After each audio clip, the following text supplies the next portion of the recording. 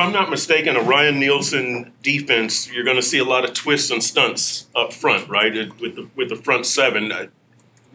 Does that stress out the communication on your? Well, I shouldn't say stress out. Does that make the communication more important among offensive linemen, or is it still mano a mano? How do you view that? I don't know if it's necessarily as much, communication. I think it's more just being fundamentally sound, making sure you're on set plans and how you're looking to work together with each other. So ultimately, like the offensive line, just understanding rush patterns, games, all that goes into the preparation.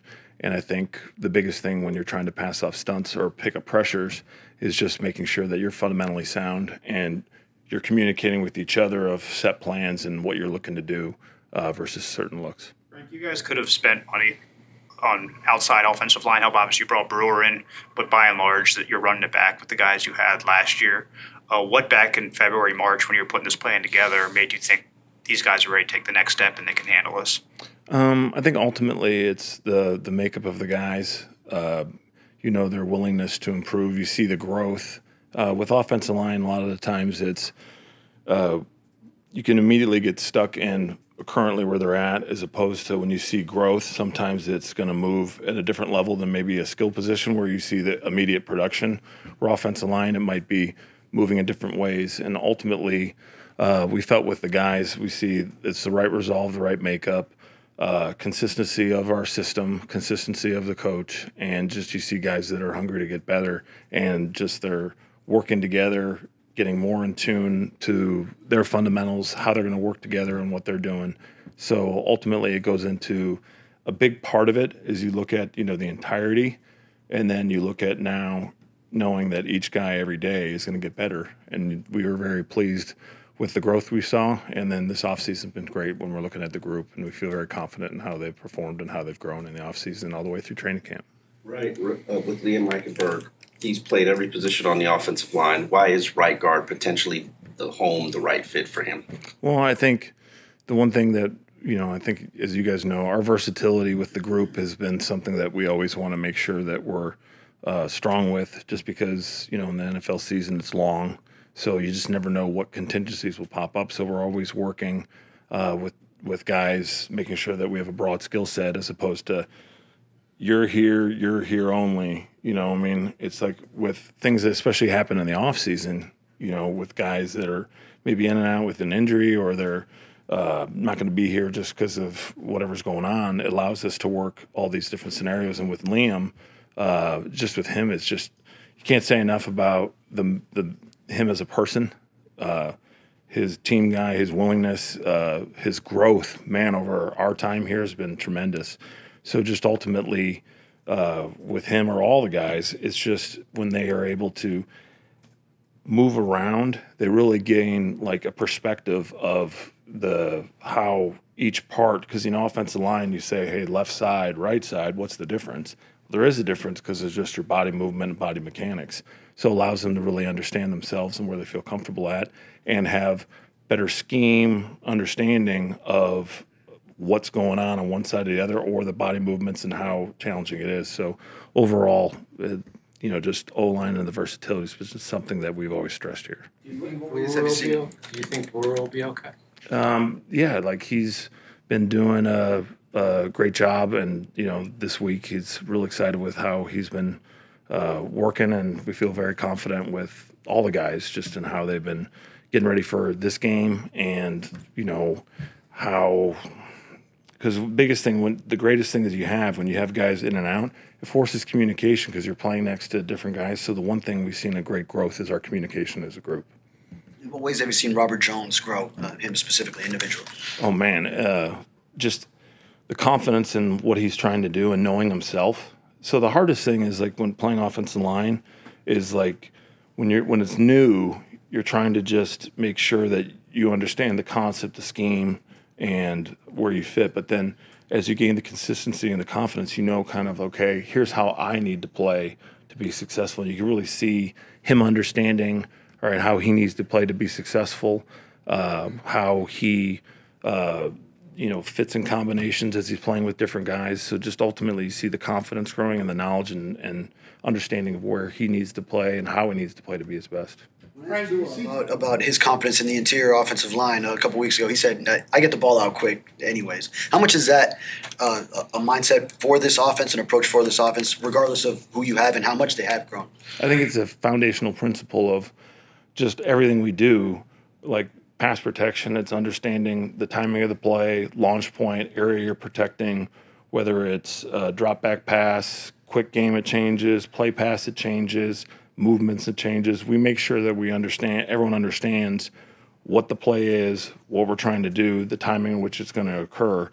It's the same thing in the run game, where's the aiming point, how we're pressing combinations. It's just kind of part of our process to, making sure guys understand not just where you fit, but how you fit with the other 10 guys. Because I think that it gets lost sometimes in, making sure that everyone understands how they fit and how we all work together to get each play to maximize it and be at its best. Frank, do you see Teron having to work his way into form given the lack of reps he had during training camp, or does his experience make that a moot point? His experience in communication of knowing himself and having his process to where he needs to be when we get ready for NFL Sundays. So and then him and I going all the way back since he was a rookie, in New Orleans. I mean, it's just his communication, his knowledge of himself and what he needs it's top notch. So with him, it's like he's very open in his communication, and I know he's in a great place right now, and really excited for this season with him. When you face a team with a new defensive coordinator in the first game of the year and you don't really know exactly what you're going to get from a play style standpoint, about how long do you think it takes to get a feel for what they're going to do and making the adjustments you have to make for that? Yeah, there is some nuance to when you're facing a new coordinator, but the one hallmark of Ryan's defense last year in Atlanta and just his time as a defensive line coach with the Saints is playing with consistent fundamentals and techniques, good against the run, obviously aggressive when rushing the passer. So there's consistencies that you can see that you just know will translate into the players just in a new scheme. So ultimately with them, there are challenges because, there is some, not as much information as you normally have. And that's why it's just making sure that when you're facing something new, you make sure that you're on what we need to do and we understand what we're trying to accomplish, what we need to do inside of the scenarios that we think are going to happen. So ultimately with new things, variables, the most important thing you can control is yourself, making sure that we're all on the same page connected together. Tyreek said that he was happy that the receiver room added some size with DuBose. Obviously, the lack of size at that position hasn't stopped you guys offensively. Do you believe that size at the receiver position truly matters? Not necessarily. I mean, it goes into ability to, when you think about route running, okay, where do you create separation and space for yourself? Off of the release and at the top of the route. So when you're running a route, okay, if I can't get a release or I'm not good at the breaking point, I'm going to get covered. So that's why, you guys can see in our individual all the time, Wes starts off every day with releases. So we got to make sure that if you want to get separation in a route, doesn't matter if you're 6'5" or whatever height you are, it's all about your release and it's about how you control the top. Because the defender, if he can control the release, he's controlling the space, and then now he's controlling the space, he's closer to you. So now at the top, then if I didn't get space off the release, now the top's going to be tighter, so now I got to really be on it. But if I can win on the release, create space, get vertical in the route, now that's where, things can work. So I think ultimately when you look at it, you're not necessarily saying height, you're saying guys who can play with proper fundamentals and technique and have ball skills. So when the ball's in the air, they can go get it. I think that's the most important thing we look for. A lot has been said about the Jonnu Smith package, Omar. But how much have you enjoyed just putting that together with Mike and the creative ways you can get him incorporated? It's awesome, just the versatility that we that we have kind of with the guys. I mean, looking for guys with skill sets that we can employ in different ways. So, I mean, the great thing about him is his willingness to, maybe do different things that he hasn't done at other places, but ultimately his physicality and his style of play. I mean, like we said earlier, like saw it early on and not surprised by it now, and it's just glad he's here. And being a hometown guy, it's even more important to him to be successful here and bring out his best for his teammates. Frank, we've seen Devon and Raheem play some wide receiver, and they've talked about the pass catching, adding more of that to their game. How has your philosophy changed on maybe running backs playing receiver as you gain more of those skill sets in your room? I don't know if it's really like you'd say it's changed. I think it's more of like as each year changes, okay, what are different ways that you can employ your guys and challenge the defense to defend the width and the length of it. So with the backs, just like the tight ends, everyone has a different skill set that brings out a nuance to the offense.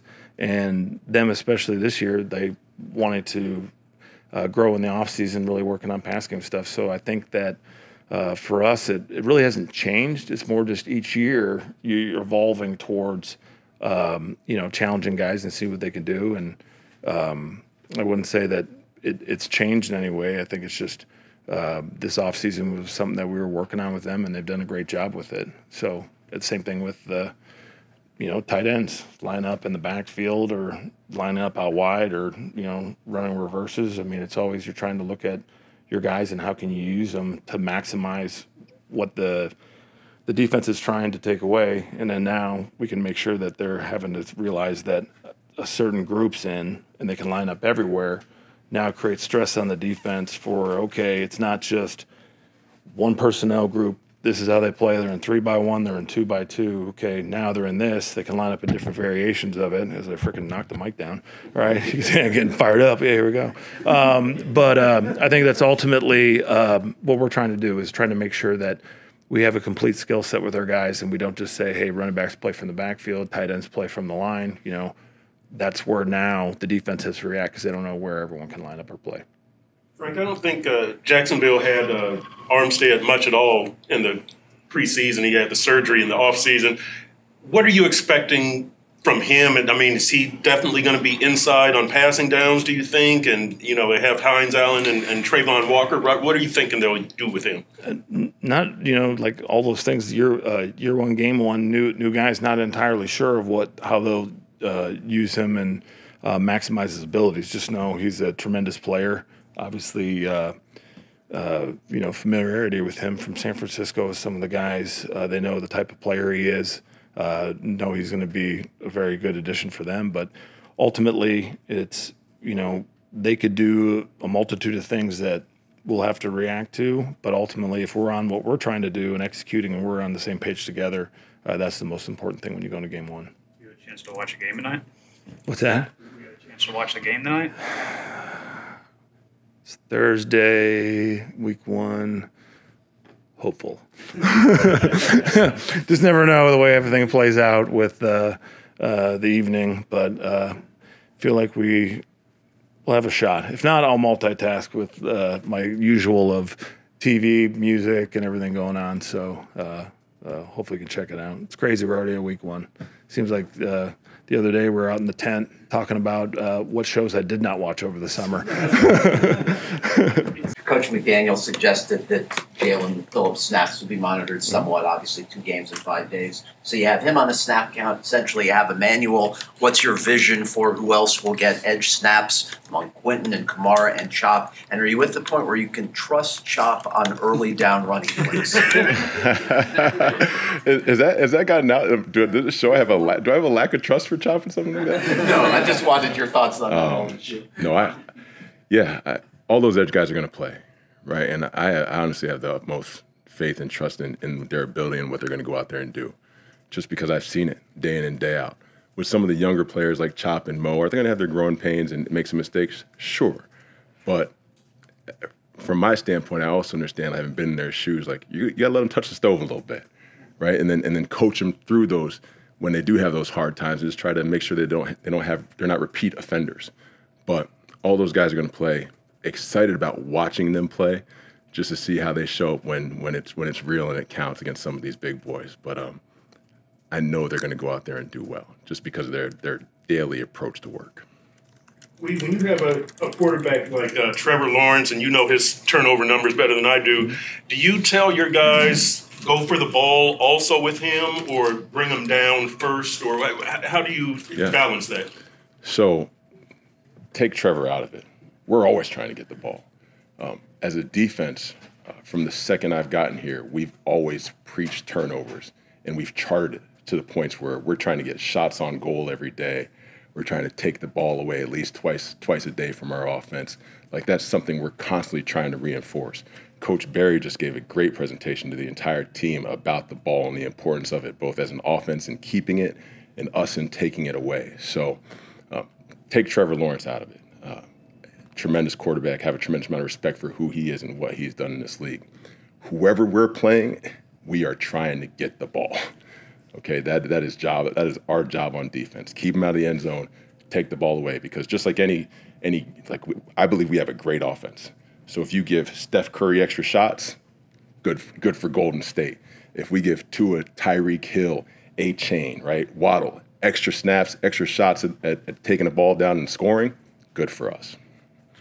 Do you think you'll have range? Yeah, I'm hopeful. Say prayers every night, right? We talk to God. But the one thing I do know about Jalen is it's not for a lack of work ethic, right? He's doing everything he can in the training room to try to put himself out there. We just got to be smart and cognizant that we do have 2 games, right? In whatever that is, a little over a week. So we'll see. You just mentioned having 2 games in 4 days. How tricky does it make it to navigate all the injury situations? The injury report yesterday had 8 of the projected starters on defense on the list itself. So how tricky does it make it to navigate? Yeah,